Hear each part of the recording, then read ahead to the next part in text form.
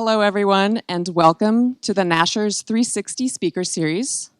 I'm Curator of Education, Anna Smith, and today I'm pleased to introduce artists Michael Elmgreen and Elmgreen Dragset. Before we begin, take a quick look at the back of your program to find information on our upcoming events, the next of which is just 1 week away, featuring artist Nicole Eisenman on the morning of September 21st. Although the US was, unfortunately, unsuccessful in acquiring Greenland, this fall the Nasher has the good fortune to bring a little piece of Denmark and of Norway into our galleries through the work of Elmgreen Dragset.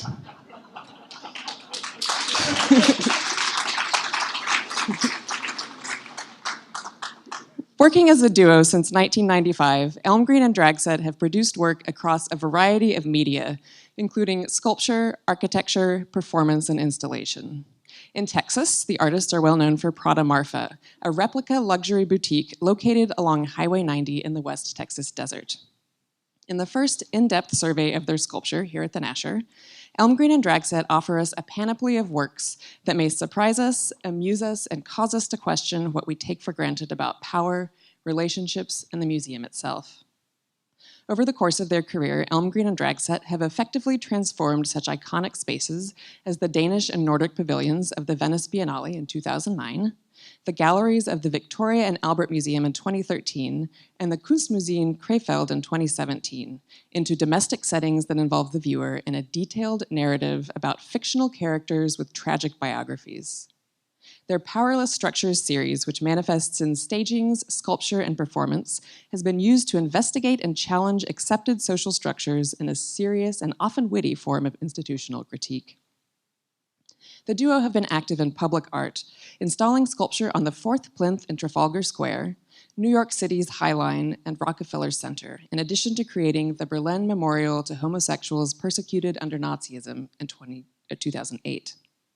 In 2013, the duo curated the public art initiative, A Space Called Public, for the city of Munich, Germany. And in 2017, they curated the 15th Istanbul Biennial. In conversation with Elmgreen and Dragset is Nasher Associate Curator Leigh Arnold, who has worked closely with the artists on the conception, execution, and presentation of this exhibition, and has produced an important publication on the sculptural work of Elmgreen and Dragset, featuring essays from Alex Potts, David Getzi, and Joan Key. Following today's talk, we will host a book signing and wine reception upstairs in Nasher's store. I'm sure you're all looking forward to this conversation as much as I am. Please join me now in welcoming Michael Elmgreen, Elmgreen Dragset, and Leigh Arnold.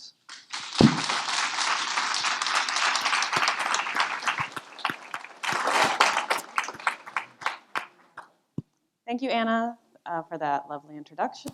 Always humorous, always a joy. And thank you for being here today, guys. Thank you for inviting us. Yeah, I think we might just begin to talk about what you've done at the Nasher Sculpture Center. This is a project that we have been talking about doing for about 4 years. So it's a long time in the making, and it's kind of evolved from the very first conversation to what we have now.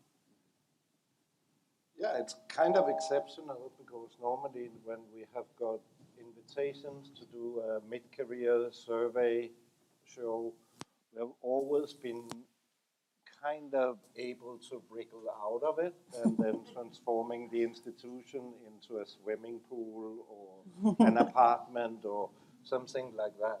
Mm-hmm. But Leigh actually got us trapped into doing for the first time a presentation that is showing all the different working methods and approaches to sculptural practice that we have been working on for the almost past 25 years. Mm-hmm. And that was an amazing process for us, because also when we were doing the big publication that we published together with Nasher, we found out, wow, we have actually done a lot of sculptures. maybe we are sculptors. I think it comes why we haven't operated with these terms before is also due to Inga and I are rather uneducated. I mean, we never went to an art academy. We came into art through the back door. I was writing poetry, and in Denmark, poetry doesn't sell so much in general, but like if you have a language zone where you have 5 million people, it's like more or less you can just xeroscopy your poems and spread it out to the 100 who buys it. So I thought that's waste of printing process. Let me try to experiment in a different format, and I worked on computer screens and wanted to show text that would morph. And then people came and they thought it was art. And then I started getting these weird invitations to art exhibitions, and I was like, oh, wow, this is fun. I mean, it's more fun than sitting at home writing your poems completely alone. So it took off from there. And then Inga and I, in '94, met each other in a nightclub, and he was doing experimental theater. And as good Scandinavian democratic boys, we were meeting midway and were starting doing performances together. You know, in a way, the whole collaboration between the two of us started with me being able to knit. I was quite fierce at knitting, actually, so as a teenager. You know, it's quite boring in Norway, growing up in the north with all the landscape and nature around and not much else to do. And you had this idea that was kind of maybe inspired a little bit by Mike Kelly, I guess, but it was maybe more a queer version of Mike Kelly's work, and you needed someone to knit and say, I can do that. And then you showed these knitted objects in artist studio in Stockholm. I came up for the opening, and it was meant to be a kind of interactive piece where people were supposed to sit down and cuddle these little knitted pink objects in the corner. But if you know Swedish people, they're a little stiff. And we can say as Danish and Norwegian. And nobody really interacted with it. And we sat down in each our corner and sat there and, you know, interacted with these objects. And this became our first performance piece in a way. So it all started by accident, I would say. By accident, but also it started with objects. And upstairs there's a panel with a quote from Hansel. Described your objects as inherently performative. And performance is a theme that kind of runs throughout your work, and it's something you kind of stuck to for the first 2 or so years of your collaboration.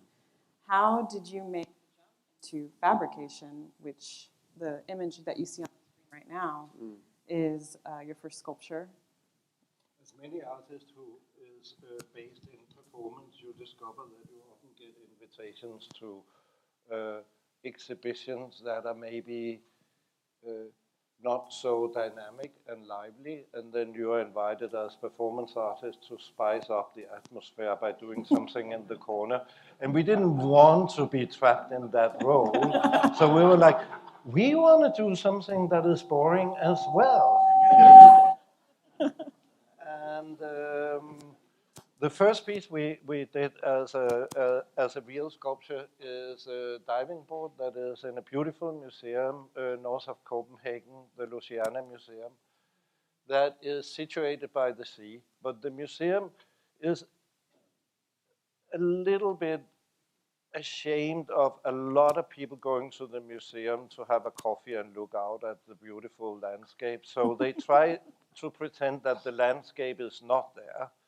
And we were like, let's emphasize where we are and what the museum benefits from. And am I supposed to speak English? It's better? Okay. No, just cuddle it. And then we took a room that is not the usual art space, but the viewing room in the museum, and we installed a diving board that would penetrate the panoramic window. So the base is inside and the diving board is sticking out.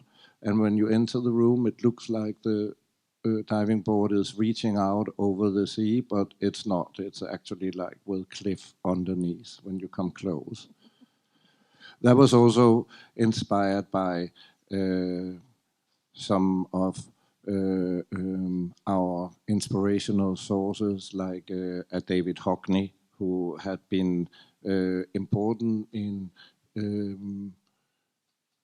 kind of depicting a cheerful side of queer life by his swimming pool paintings in LA, and that issues around gay identity would not always be so heavy and victimized and burdened of big problems, but it's also important to have artist positions that would depict it in a different way. So we made that sculpture, and afterwards, like, swimming pools and diving boards have been an ongoing theme in our sculptural productions, what you also see examples of here. I also read somewhere that diving out in Danish translates to coming out in English. So the diving board, you know, if you were to dive out, you're actually coming out in English, which is kind of lovely and poetic. I'm still curious. So 1997 is the date of this. Was that all? Yeah, So it's the same year that we moved to So Berlin. moving to Berlin, what did that do for your practice? You start making objects? Were you still performing? What was Berlin like for you in 1997? Berlin, you know, was very different then than today. It was a big open field. You entered into a city that hadn't sort of like established like a real structure for itself yet. What was very excited about moving there was that everything we did was actually what the city became. You know, you were part of sort of making the cake rather than trying to get a piece of something, or a cake that was already baked or something that already existed. It's also always been a very liberal city, as we know, like also in the, you know, back in the 20s and so on. And this, I think, inspired us also to look at, for instance, like our sexual identity in a different way, because even though Denmark and Norway and Scandinavia in general is known to be quite liberal, it's very small countries and very controlled, and in Berlin you had much more freedom. So we started to look at architectural structures more through like a queer angle, I would say, and that came about very much from the freedom that Berlin gave us. Also, being in Berlin,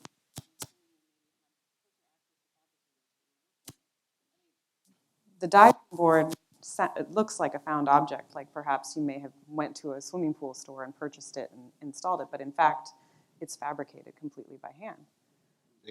It's kind of our masochistic side that we make objects that look like they're found objects. And very easy to make, and actually there are a lot of production going into it and like a lot of fine-tuning, because if it would just be a found object, often you wouldn't see it in the same way. We kind of use a minimalist working method in like reducing features and smoothing them and make them almost like you would imagine them as a kid. How would you draw it as a kid? And a diving board is looking like that, but diving boards do not look like that in real. But will many of the objects that we do, they have been minimalized in their features, design features, in order to emphasize the function, and we kind of make them dysfunctional and often work with what we call denials. There are a lot of artists that work will in an amazing way with interactive works, but we came to a point where we thought our world has also become very much where we think we push a button and then something comes up and we get the result and we can interact that way. Maybe it's cool if we can not push the button.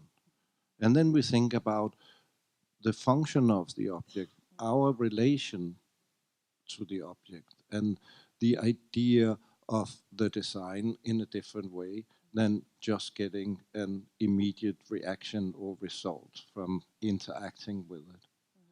So like this one that you can't jump out from, we also got inspired to do a little boutique out in Marfa. Another denial. Another denial because you can only window shop, which is for many that is the fact in life, that you go and look at pretty stuff, but you save your pocket money for something else.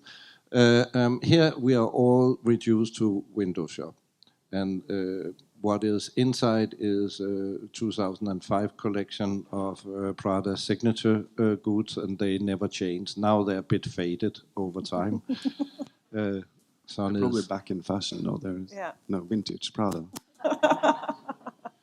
But for us, it was important to place a shop there in the middle of nowhere along Highway 90 in order to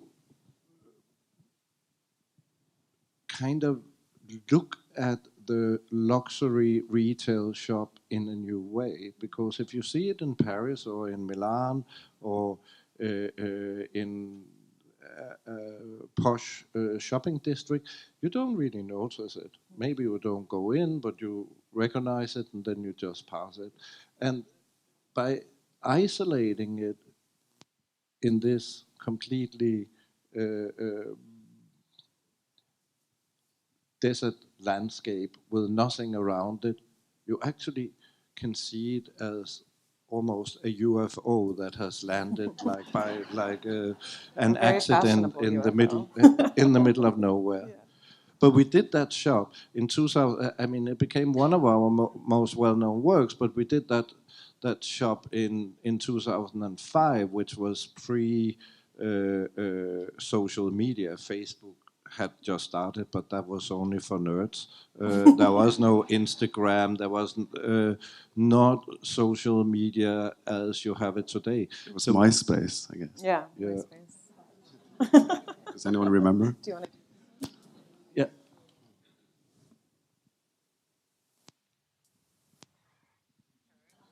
And bear right onto the freeway. Go absolutely straight for 480 miles. I saw miles and miles of Texas, all the stars up in the sky. I saw miles and miles of Texas, gonna live here till I die.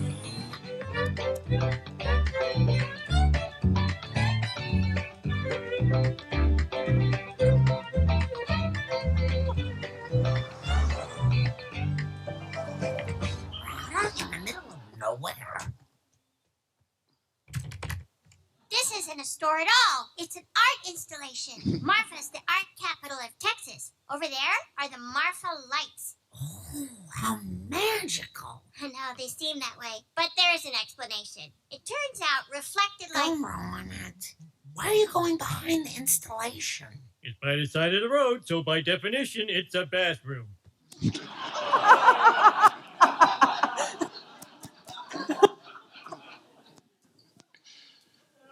So, well, we really like that people read our work in different ways.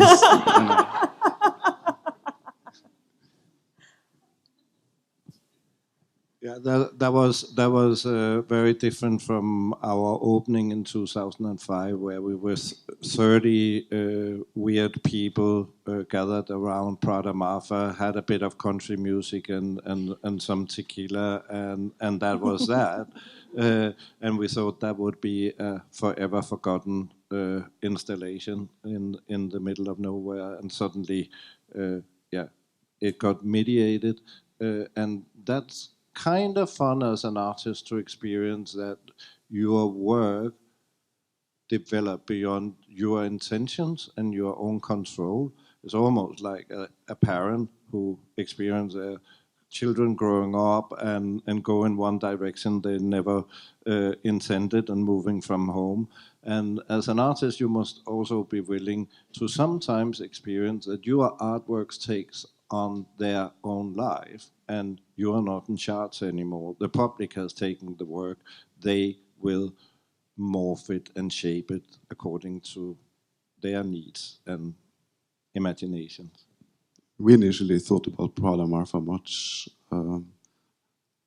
as a land art project initially. And as you know, many of the land art projects ceased to exist at some point as well. They disappeared, was leveled with earth again.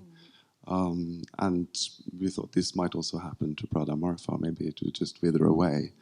But then it has become sort of like a symbol for the region, and people locally have really wanted to take care of it, which has been really great. And also, I just want to say something about the landscape as well, because we, of course, today maybe have a different and less romantic idea about landscape than people did in the 70s as well. We're more aware of how landscape is mediated and how landscape also has become a sort of commodity, whether it's for advertisement or in commercials and so on. And this landscape that we see behind and around Prada Marfa is also a landscape that we know so well, exactly from, like, you know, Western films or classic films or Marlboro cigarette commercials back in the day and so on. So we found it interesting to sort of also juxtapose the sort of iconic image of high-end boutique commercial space and this landscape that's is sort of perceived as pure, but maybe isn't as pure as in our heads anyway. You also made it from adobe clay with the intention that perhaps it would return to the earth at some point. Yeah, we worked with an architect, Monorail, who specialized in earth architecture. And he's actually had a couple of write-ups in the New York Times this past year. He's got a really great practice together with his wife, where they really try to look at sustainable architectures in many different kind of fields. For instance, also in 3D printing they're working in now, where they try not to use plastics as most people do, but they try to like crush natural materials and print in these. So look him up. And a further connection with Prada Marfa and land art is when you were fundraising for the production of that artwork, you made a series of limited edition prints. The sign that's out front of the Nasher, which announced the number of miles to Prada Marfa. And this is a many land artists, you know, are making prints or drawings that they would then sell to fund the large-scale projects and working at that scale. But what I love about the signs is that, yes, they're editioned, yes, they're mass-produced, but each one is unique and each one is a site-specific artwork, because you can't take the sign up front and move it to New York. It doesn't make any sense in New York. It gives you the mileage from exactly. Here or from wherever it's situated. Yeah, it's great. What's also interesting is that the sign itself became an artwork that's, to some people, is maybe even more known than the Prada shop itself, because it appeared in a TV series called Gossip Girls, which was very popular with young people. Did you see it? Oh yeah, I was a big fan. Sorry, I'm revealing too much about myself. So from the middle of the desert to Rockefeller Center. Which is the opposite situation. Absolutely. Such a busy area and very one of the power centers of the world. And but the working method is more or less the same, just reverse. That we try to create a sort of alienation, like be intruders with a weird object that is so not fitting to the context the urban context or the landscape context. And by making this displacement of an object, you both look at the object in a new way and you look at the environment. I mean, like here you have all the tourists and the busy businessmen who have no time to have leisure time and hang out around the pool. And then we take a pool that is, you know, in America it was a symbol from the 50s on, did you get a pool in your garden, you had made it. It was like a status symbol that would somehow create a dignity, or like it was a symbol of success in your life. And you have the pool from a more suburban area, maybe West Coast. It looks a little bit like David Hockney's private pool also, actually. And yeah, we made it a little bit ear shape, upside down, like, and then we called it Van Gogh's ear, because we also played with maybe the fine art and then the more kind of normal popular culture surrounding public pools, and was putting it vertical, as pools often are displayed along roadsides when they're for sale in New York. But again, it's not a ready-made. It was crafted 2 places in Europe, and from the backside it actually almost looks like a Hans Arp sculpture, what normal pools don't, because they're not so pretty. But again, people would just be like passing by and wonder, what is that pool doing here? And you installed it first in Rockefeller Center, and now it has another life in China? It has another life in China, where there is a bit a lot of people around the world got very inspired by North Park and wanted to combine art experiences with retail environment and good architecture. And especially in Asia, where you have very little public space, actually, malls have become a place where people gather and hang out. And it's hot like in Dallas, so you need some air conditioning, so it's a nice place to meet. And therefore, there's a place in Hong Kong, K11, that is combining like a museum and shopping and design and fashion in a big complex, and the pool is there now.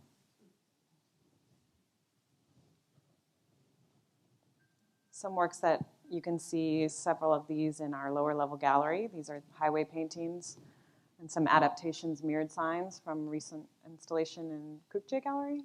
Yeah. So this is all related, I think, to your interest in public space. Also land art aesthetics at the same time.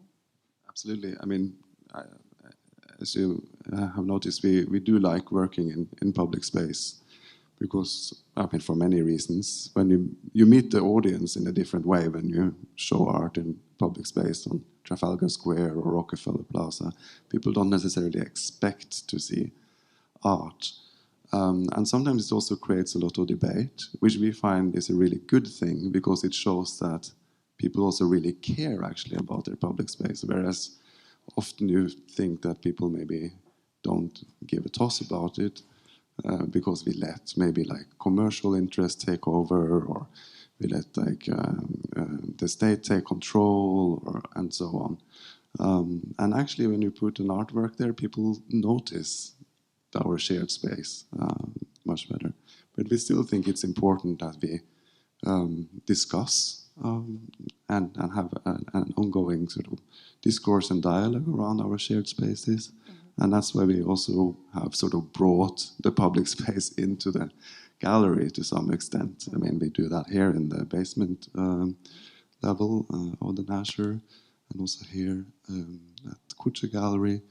We call these paintings highway paintings. They're very sort of low material, that you find anywhere. It's just asphalt. And we've used the paint that you use to sort of make directions to control our behavior or instruct our behavior. The same as these signs do as well. If you can go maybe back one image, you know, they are always there to remind us of how we should behave. Of course, we know that we can't be without this, but we, as artists, we take the liberty to think, you know, a little bit like utopian sometimes, or we can still dream. I mean, what if there's a world where the signs don't really exist, where we don't need so many regulations, where we really think for ourselves independently and think about caring for others. And these signs come with no instructions. We call them adaptations. They do always adapt to the surrounding, and you also mirror yourself when you approach them. And they become part of our shared environment. Imagine there would be a person from 200 years ago who would look at us and how we behave in our urban environment, that we follow traffic lights, that we follow signage, that we walk in lines that is painted in the street. They wouldn't believe it. They would be, these guys are speaking about freedom. I mean, they walk completely controlled in all directions. Of course, we need it in the way that when we live so many people together, we need to have some agreements and rules, but it is fun to think about what people from former times would get out of the way we have to behave today. I also enjoy how Broken Square, which is the room-encompassing installation in our lower-level gallery, the materials of asphalt in these large piles, kind of as if the past history of the Nasher is kind of seeping up or, you know, bursting through our floorboards. I'm sure many of us in the room are aware that before the Nasher was built, this entire area was a surface-level parking lot. So it's quite likely that there's some asphalt underneath the museum that is very much represented by your artwork.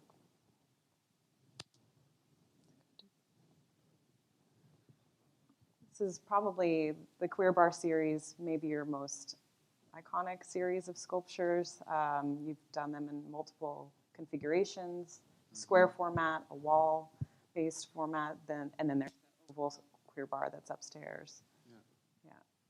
This is actually a remake that we showed recently in Singapore in a big international survey of minimalist artworks, which we were very happy to be included in. But the original version was made in 1998, so kind of shortly after we did the diving board. And as you see, it's also again dealing with this idea of denial. Normally, you don't actually have people sitting inside. This is quite unusual, but we agreed with the curator in Singapore at the National Gallery there that we would activate the bar, which gives it other layers again, especially in a country where homosexuality is still forbidden. It's not really sort of hit down hard upon it, but it's still not really legal. But as you see here, like the beer taps is turned outwards towards the audience, and the bar stools are inside. We all become the providers in a way, but there's not no one to provide for on the inside. So you sort of turn function and just twist it slightly twist it. And deny any actual functional use of the object. I was curious if you were thinking about Manet at all, especially with the room, with the wall-based, with the mirror behind it when you did the Queer Bar, and thinking about the painting Manet did of the barkeep, who is, there's loads of art historical interpretation about whether or not she's a reflection, who is she serving, is she being served, and those similar questions arise with your Queer Bar sculptures because you've inverted it it raises questions about who needs whom, who's being looked at. Any thoughts about Manet in relation to your sculpture? I wish Such we a could clever, say yes. such a clever reading. Yeah.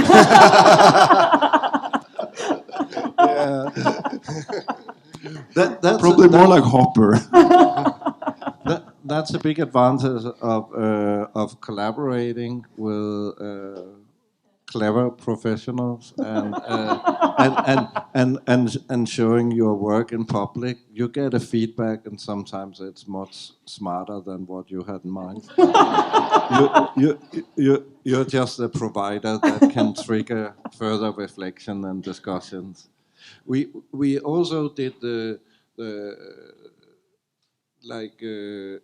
inverted bars at a time when people started to interact more through chat webs and social media, and the bar culture suddenly became less interesting for many. That it wasn't so popular to go out and hang out together in bars and clubs, but you would meet in over the Tinder or Grindr or whatever. Yeah, and then we made the bar that where we could all be bartenders, but there would be no guests inside, which sometimes can be, in the worst scenario, the case of the art world as well. But these new interpretations of minimalism we have shared with artists who started a bit before us, like, for instance, Felix Gonzalez Torres, who has been very influential for the works that we have been doing, where you read minimalism in a different way and say, well, even a box has a narrative and a symbolic meaning, and let's play with these shapes.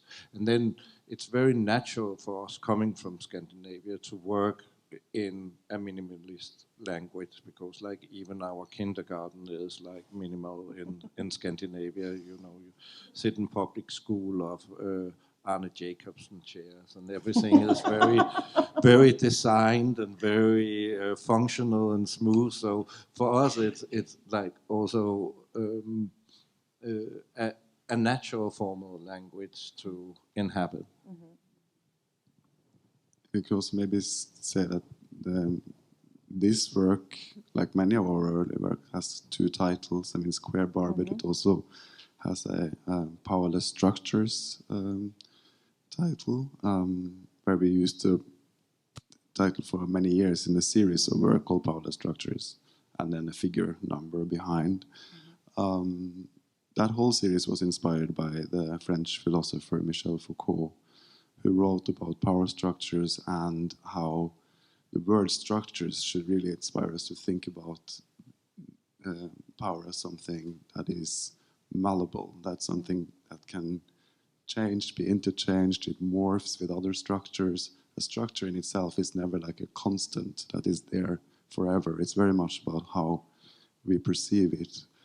And we feel that we probably misread Foucault to some extent. I mean, we're really not, very trained in reading philosophy, although we find it very inspiring because it does trigger new thoughts. And we sort of used, at least this reading that we had of it, in a way that we looked at physical structures around us in a different way. Doors, or, a bar structure, minimalism, architecture, institutional spaces, and so on. With this in mind, what happens if you make a slight alteration to it? How do we then perceive it? And another example of this kind of work is shown here as well in the Lora gallery. You will find a door with two door handles. And the door doesn't go anywhere, but... Exactly. But the whole idea that you can change, exchange, inter-exchange any structure is actually such an optimistic point of view, because you're not stuck. You can act. There is a hope of change always, of new dynamics, of things morphing into something else.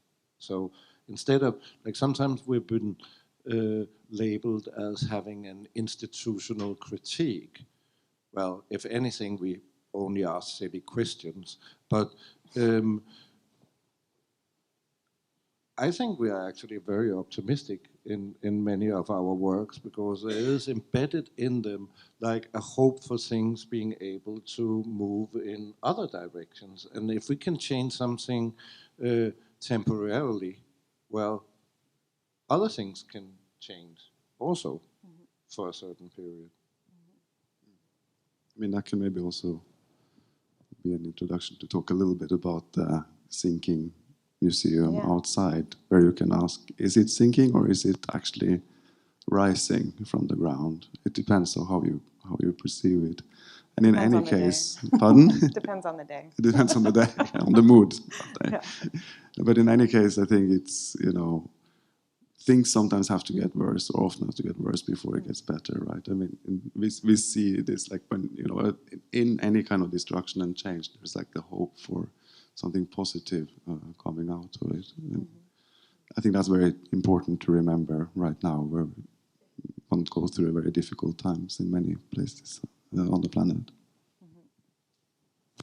Another example of you shifting something familiar slightly. This is the work in Elsinore. Which is a city close to the Louisiana Museum, also north of Copenhagen. And as many know, there is a Little Mermaid in Copenhagen. Americans always get very disappointed when they see it, because they think they can climb up in the Little Mermaid, but it's actually only human size. So it's a bit a downer to see it. Yeah. But it became the national icon of Denmark. And Helsingør used to be actually the city of the king, the Kronborg Castle. That is a castle where the Shakespeare's Hamlet was taking place in the background. And then Helsingør lost the battle to Copenhagen and became like a more poor city and not so appreciated. And now they try to revitalize and make a new cultural center, a beautiful maritime museum that is underground. And they commissioned us to make a permanent sculpture. And we said, well, let's make something that is as good as in Copenhagen, where they have the Little Mermaid. We just make it in a male version. And then in a modern material, the stainless steel, so the tourists who photograph him also can photograph themselves. And let's get rid of the fishtail, because, I mean, that no one believes in today. So we skip the fishtail. But the stone has exactly the same shape as the stone that she is sitting on in Copenhagen, and he has the same scale. And once in an hour, he can blink. There's a hydraulic mechanism, so he shut down his eyes and then he looks up, which scares the hell out of people. I'm thinking about you, Nancy, like Halloween. Yeah, exactly. That's a little trick, and you don't know when it's happening. We had all these considerations, and then before it was inaugurated, one can say the shit hit the fan, because like some people got really upset. I mean, it made it to the front pages of the biggest newspapers. It was in the national news, and people were like upset about how could we treat the national icon in that way, and with that skinny boy sitting in such a feminine position. Well, I mean, the Little Mermaid girl was actually only 14 years old when she was cast in that time, so she would have been quite a scandal today, I think. This guy was an adult. And then they say the sculpture was gay, and we had to explain to them it's really difficult for sculptures to be gay. They do not have sexuality.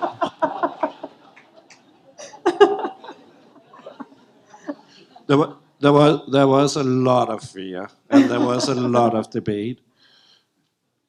And as often, then they got it. And now it is the city symbol. When you go to their website, it's the first thing that comes up. And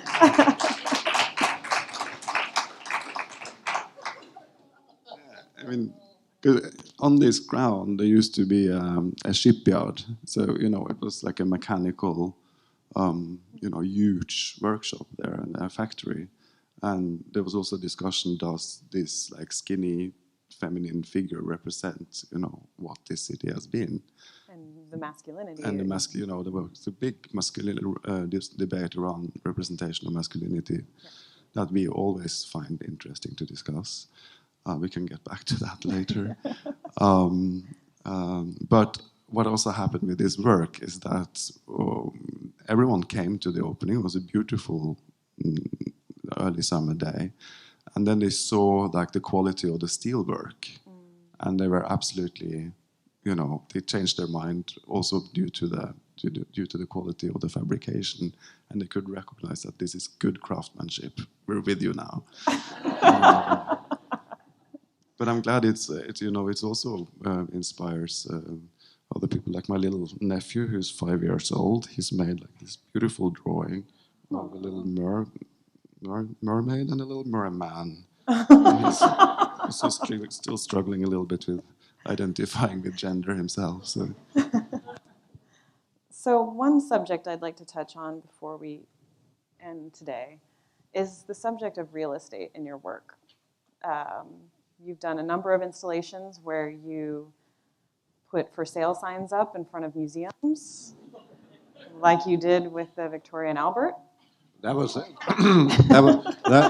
that was crazy because I mean we made a staged apartment for a failed architect inside the museum. We got a big chunk of the museum that hadn't been in use for many years, so we could reconfigure it and make his crazy apartment actually using a lot of objects from their permanent collection and staging them in different ways, like the chandeliers on top of the glass vitrine is like worth like 10 million or something like that. So we could put all these objects that have been in castles and manor houses back in their natural environment, like back in a homey setting, and give people an art experience in that domestic-looking environment. But then outside, we thought, well, we put the apartment up for sale, and we make an advertisement on the hoarding.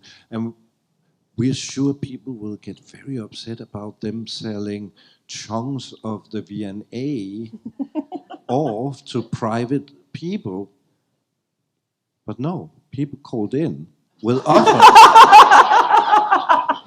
They had to shut down the phone line because they got so many offers for people who thought, that's all right, that's a nice address. I want an apartment in there.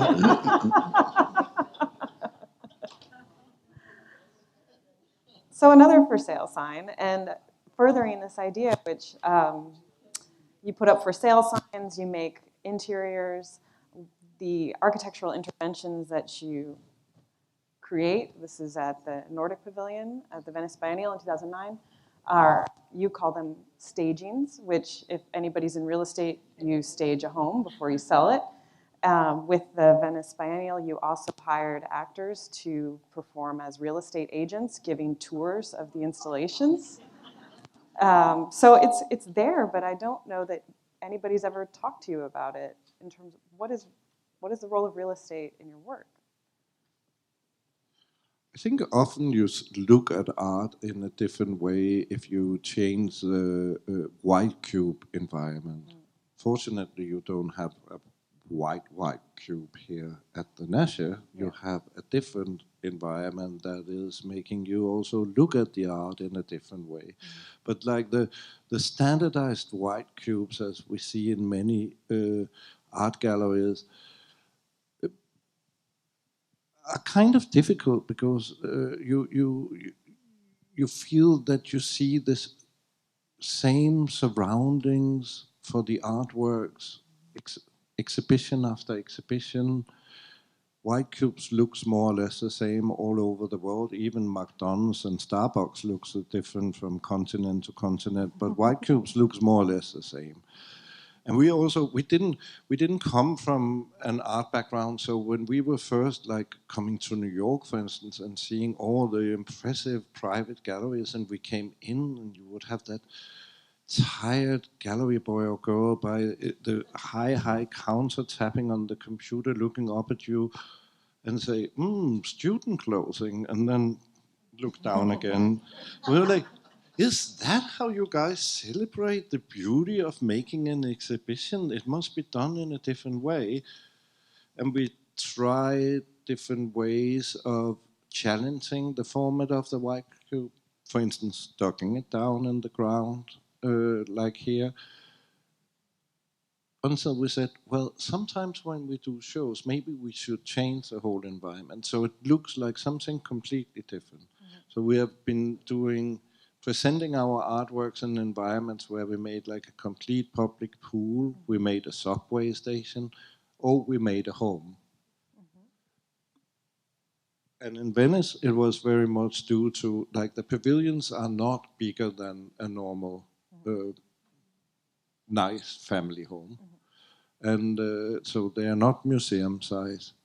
They're more like a family home. And the whole neighborhood is like kind of a nice residential area.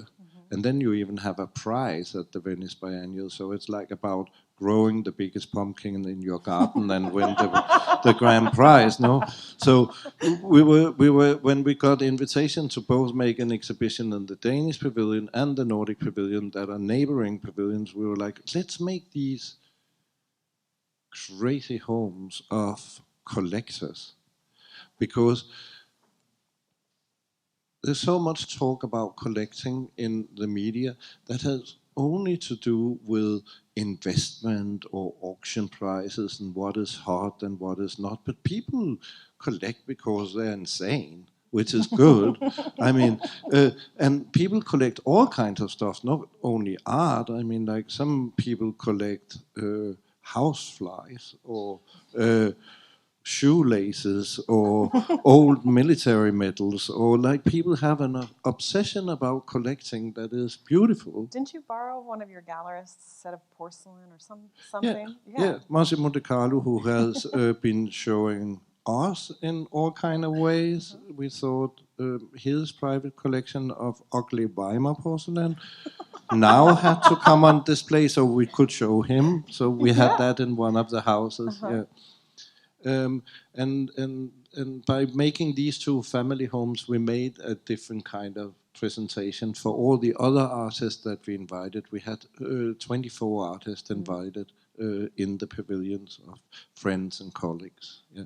And that was probably the most high-profile curated exhibition that you had done. But you had curated exhibitions in the past, and of course, as Anna mentioned, the project in Munich, the Istanbul Biennial, and then you curated from the Nasher's permanent collection in our gallery too. So really, this exhibition that we have on view, it's really every aspect of your career is well represented.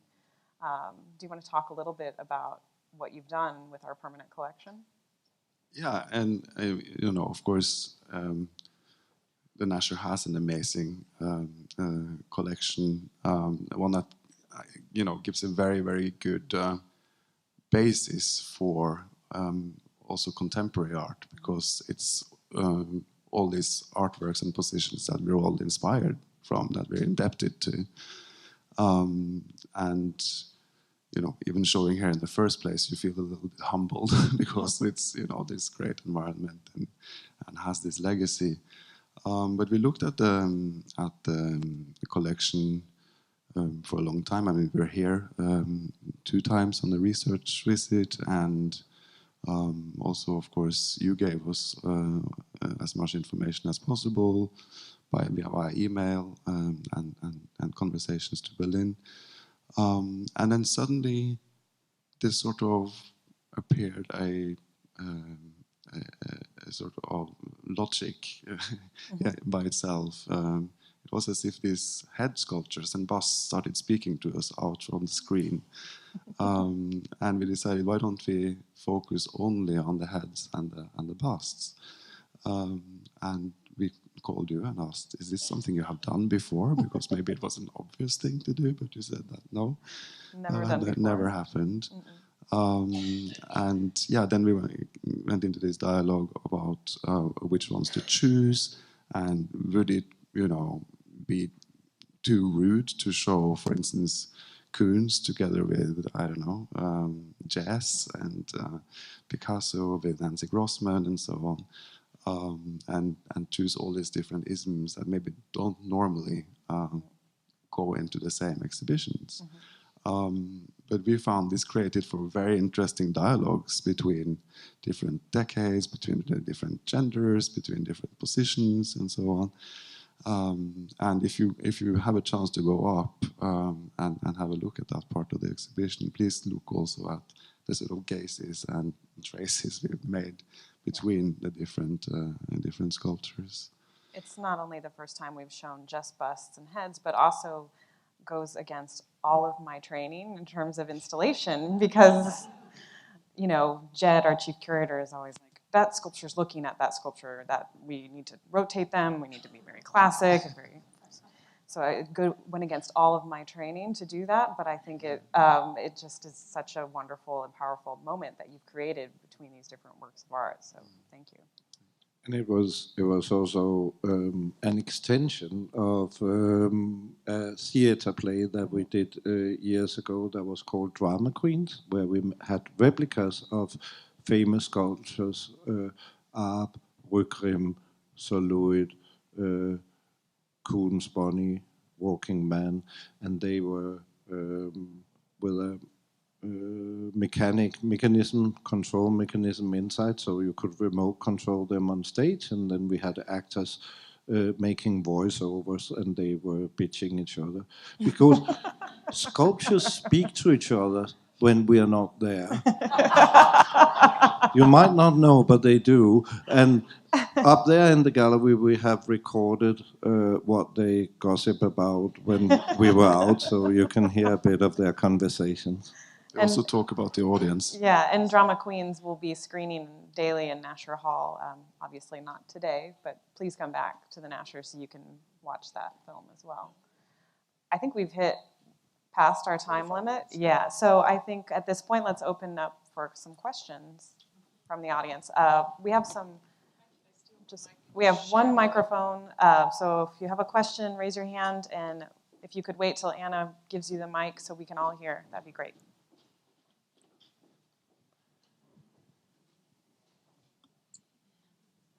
Hi, I noticed that the vulture as a symbol shows up multiple times. Could you expand a little bit about the symbolism with the vulture as it inhabits specifically this space, the Nasher?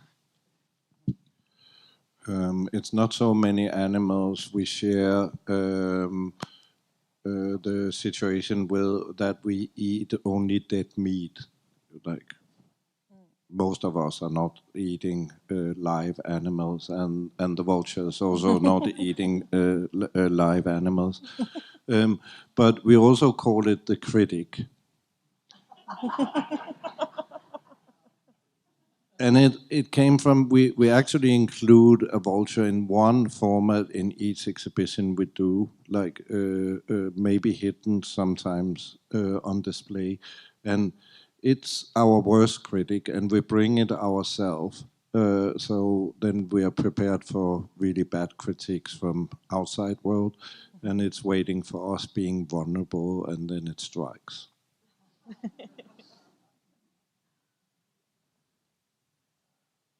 Don't be shy, folks.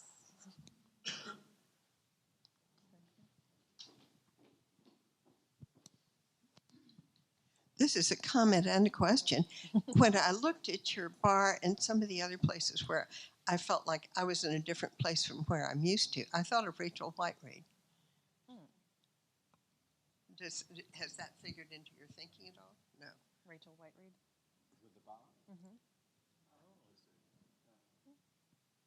Yeah, of course, Rachel Whiteread, as we know, like, you know, turns things inside out in the way that she casks the void under or in between objects. It's an interesting point, but I haven't really made a link. So much for that.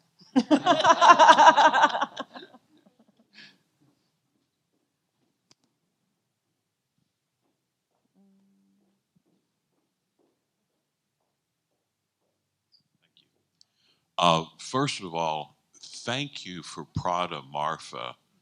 You have given us an icon for the 21st century that we are so proud of here in Texas. And I say that with no irony at all.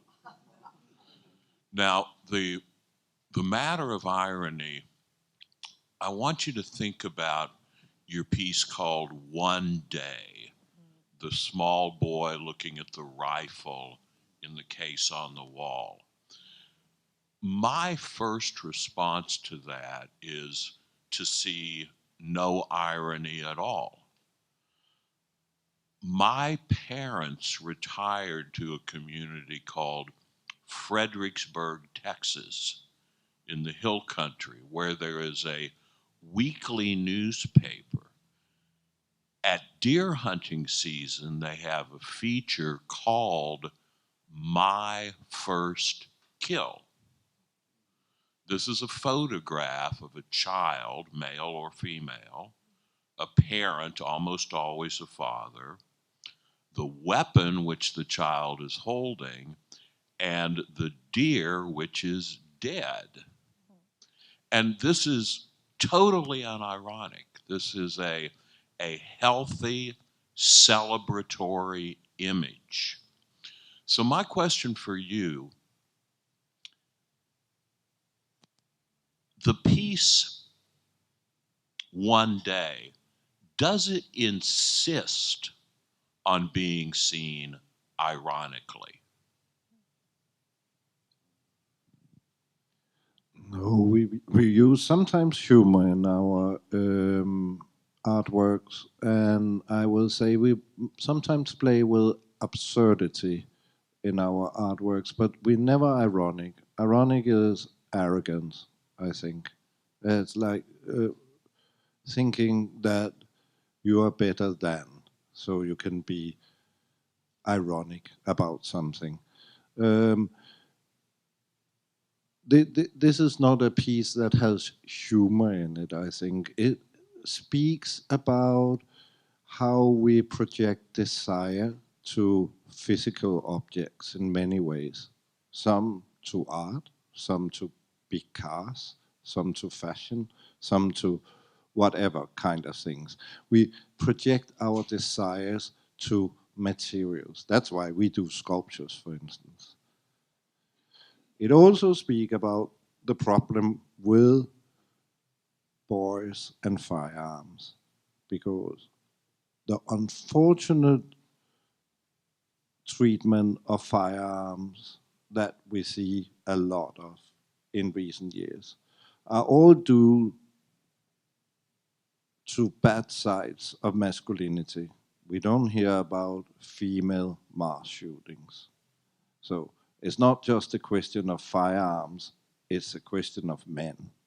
It's a question of how we, in our world today, even today, has a problem with masculinity and to treat opportunities to be powerful. And when you have a gun in your hand, you're powerful in a situation. But it's not a raised finger. I mean, like, I'm not here to give solutions to big problems. I'm here to raise questions and trigger debates and speak about the dangers, the danger you have in fascination of material, what we all have in different ways.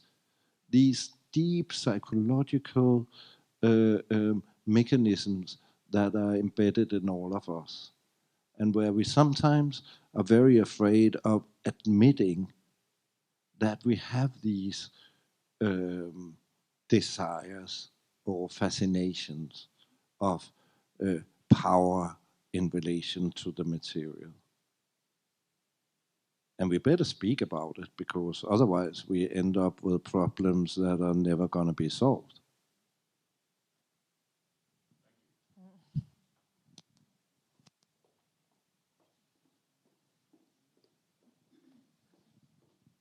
So connecting to this question, I'm very curious, and maybe the audience also is, maybe you can explain a little bit about the context of the show where One Day evolved from, because it's, if I remember correctly, it was a bigger, almost like a narrative.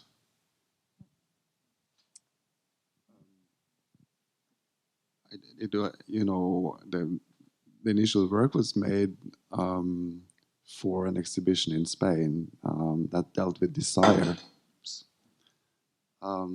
So that was the starting point. It was actually, the starting point was a Picasso painting, where you see the model that Picasso painted is also reflected in a mirror. So it's a bit maybe similar to the Manet, but it was about desiring an object that's becoming desired again and again in a reflection somehow of itself. So it's relating to what Michael was talking about, like, the desire of an object itself. So it was not an entire interior, or because isn't the chimney and the house made a part of the same? I think maybe you're thinking about the boy in the fireplace. So this is a one-off independent piece, the One Day. Yeah, and it's true. Like, it's a good point. I mean, many of our sculptures are shown in different contexts, and they take on different meanings in different kind of environments as well. Like the boy in the fireplace, we showed a version of that at the Victoria and Albert Museum, for instance, where it almost became sort of like a dream image of this formerly wealthy person's childhood somehow, and how he was not able to live up to the family expectations, the expectations of society, and the fulfillment of sort of the heritage that was given to him. I think maybe one more question? No, but I wanted to add to that. Sorry. Like many of our sculptures, when you bring them together, they start to speak together. They start to have a dialogue, like in a film or theater play. When you put the maid together with the boy who sits in the fireplace, they are two individual works, but they start a dialogue.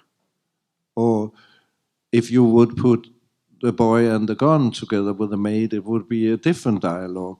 Or we have the vulture on the high chair, the lifesaver chair, and you have the lifeguard on the other. But there are also two separate existing works, and it's actually the first time here that they are brought together and look at each other. And for us, that is a big joy, that we can use existing works to create new meanings. It's almost like we have our toys, and we bring them together as kids, and they suddenly create a new story for people who come and look at it. One final question? Mira? It will be actually quite quick if someone wants to come after me. Why is the maid pregnant? she's well, she's the last one in a series of maids that we made, and at some point she got pregnant.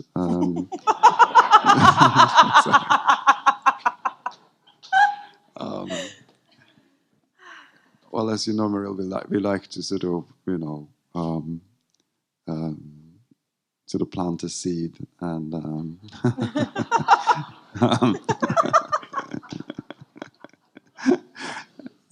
then the audience help us grow the plant. Can I also add to it, too? David Getze wrote an incredible essay for our catalog. In it, he talks about the history of depictions of pregnancy in sculpture, which is not very long, and there aren't very many examples. But one really important example is in the Nasher collection. It's Rodin's Eve. It's not on view currently. It's on view at the warehouse, so if you have the opportunity, go see it there. But the story of that sculpture is Rodin was working from life, and his model became pregnant. And at a certain point, they had to stop working together because he became so frustrated that her body was changing on a daily basis because of the pregnancy. So he abandoned it at a certain point, and kind of left it alone, and then eventually returned to it to finish it. But this idea of this work of yours was also cast from a Swiss housemaid, correct? So this idea of pregnancy in sculpture, it's not done very frequently, but also it brings narrative into sculpture, which is difficult, especially with a single object, you know? You almost have the imagination that you have a small sculpture inside the sculpture, waiting to come out. A baby sculpture. Exactly. Yeah. But I mean, I think all sculptures, no matter how big masterpieces they are, they change over time. Fortunately, like all of us, like living human beings, and they change according to the context they are shown in, and suddenly they get new meanings where they're shown. Also, I mean, the first sculpture you see when you come into the Nasher, if you even notice it, because some people think it's normal that there is an ATM machine in the entrance. But for those who notice it, they will see that there is an ATM and then there is a forgotten baby under it. And that work changed very much from according to where it's shown. I mean, we were showing it in China, and everyone in China was like, "Oh yeah, that's right," because in China you are only allowed to get 2 children if you have a certain income. So suddenly the meaning of the work changed radically, and many of our sculptures also because we play with them in different ways over time, create new stories and trigger new debates. I think that's the end of the program. Thank you, everyone, for coming. Thank you, Elmgreen Dragset.